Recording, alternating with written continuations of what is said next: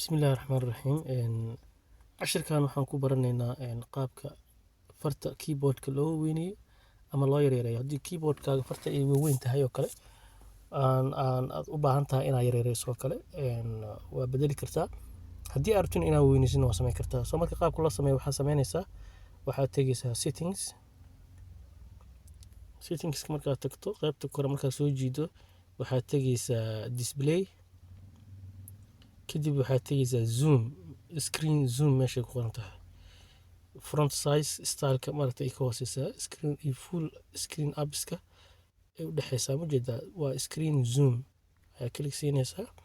soo marka farta waatanaa keyboardka haddaa rabto waa weyneyneysaa weyn haddaa rabto saasaa ka dhiganaysaa oo haddaa rabtana yarariisna saas ayaa ka dhiganaysaa marka tusaale ahaan oo kale hadda waxaan ka dhigaynaa oo kale saan haddaan ka dhigno aan tagno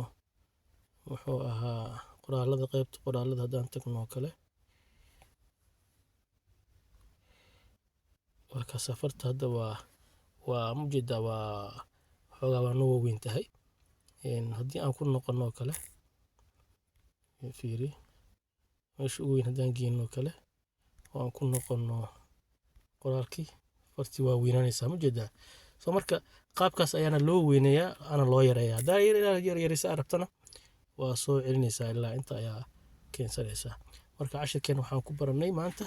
sida farta loo weyneeyo ama loo yaraysto keyboardkaaga taleefanka samsung